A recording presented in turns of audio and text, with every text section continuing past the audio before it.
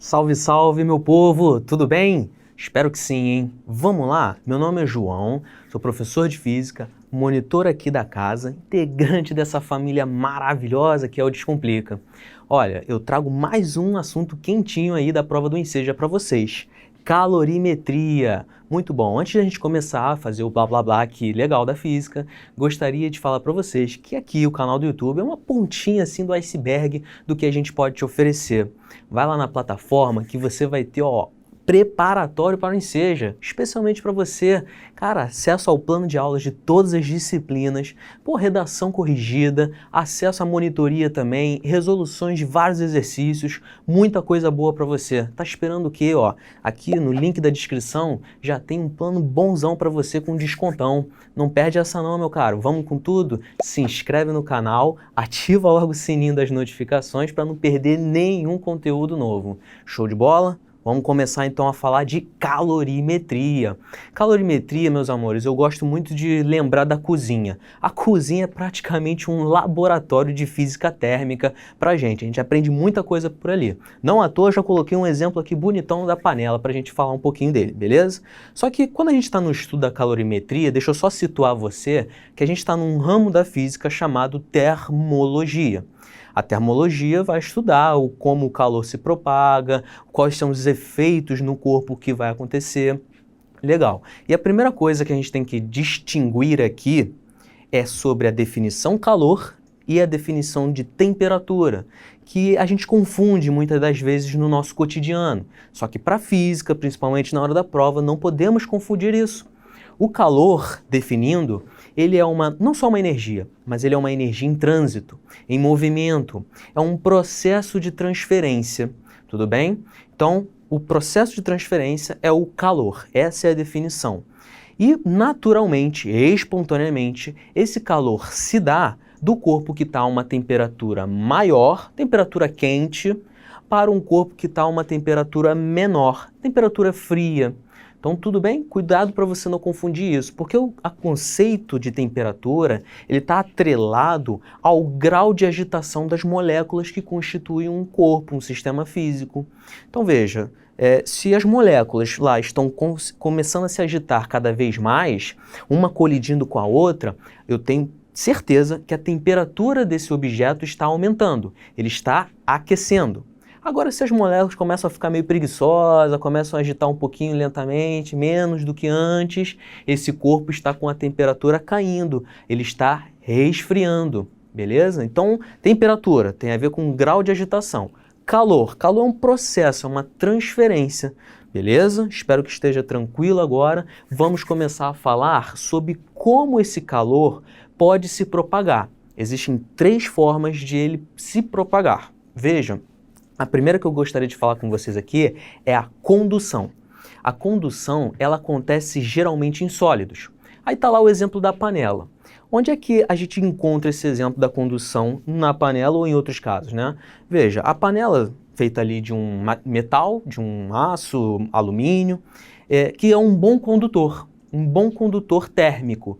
Então, ao acender a chama do seu fogão, que é uma fonte térmica, essa fonte térmica vai ceder calor, vai aumentar a temperatura ali da panela, beleza. Só que aí as moléculas aqui que constituem a panela vão começar a ficar mais agitadas, vai propagando esse calor através dessa condução, que pode chegar, se você não tiver o cuidado, até a sua mão e te machucar sem querer, te queimar sem querer. Por isso que a gente tem que usar luvas, beleza? Ou então, quem nunca, né, esqueceu uma colher metálica num feijão quando botou a mão e, meu Deus do céu. E por isso a gente utiliza colheres de madeira, né, que madeira é um péssimo condutor térmico, beleza? Então, entender os processos ou as formas de propagação de calor nos ajuda a entender, a escolher materiais para a gente não se prejudicar ou até se beneficiar. Uma outra forma de propagação que eu quero trazer para vocês é a convecção. A convecção, diferentemente da condução, ela acontece com fluidos. E fluidos aqui para a gente, amores, é líquidos e gases, tudo bem? Líquidos e gases constituem fluidos, beleza. Então, mais um exemplo aqui na mesma panela. Também existe um processo de convecção. Onde? Ora, a água que você botou para esquentar é um líquido. Então, nos líquidos e nos gases, o gás ou o líquido que está quente, ele tende a subir naturalmente. E o gás ou o líquido, o fluido que está frio, tende a descer naturalmente. Então isso acontece aqui na panela, quando você esquenta, o líquido que está quente sobe, o líquido que estava frio desce, e essa homogeneização entre os líquidos é o processo de convecção, tudo bem? Isso vai justificar, por exemplo, você colocar os ar-condicionados em cima, preferencialmente em cima. Por quê? Para melhorar, para otimizar essa homogeneização. Ah, se colocar embaixo vai danificar? Não, não é isso. Mas vai demorar mais para a homogeneização acontecer. Então não é tão eficiente, beleza? Olha, uma outra coisa aqui também que acontece são as brisas marítimas, tá? As brisas marítimas podem ser terrestres ou... as brisas podem ser terrestres ou marítimas. Acontece muito quando você analisa a areia ou a água, né? É um outro caso também de convecção. Agora eu gostaria de falar para vocês sobre a radiação, ou também chamada de irradiação. A radiação ou irradiação, diferentemente dos outros dois anteriores, ela não necessita de um meio material para se propagar. Ela se propaga no meios materiais? Sim, tanto que eu coloquei aqui no mesmo exemplo da panela da cozinha, ela está ali presente. Mas ela não necessita. Quer ver um exemplo? O Sol. O Sol é uma fonte térmica enorme que aquece o nosso planeta, deixa a gente quentinho aqui, confortável, né? Às vezes aqui na cidade do Rio de Janeiro, meu Deus do céu, não deixa nem confortável, um cão dos infernos de quente. Então assim, a radiação, ela não precisa do meio. Acontece lá no espaço, onde temos vácuo, e ela se propaga do Sol até os planetas, até a Terra, e aquece aqui o nosso planeta, beleza? Então a radiação não precisa, por isso ela pode acontecer nos vácuos, até porque radiação é uma onda eletromagnética, ou às vezes chamada também de radiação eletromagnética. Show de bola? Maravilha. Então nesse exemplo aqui, ó, podemos perceber os três processos de propagação.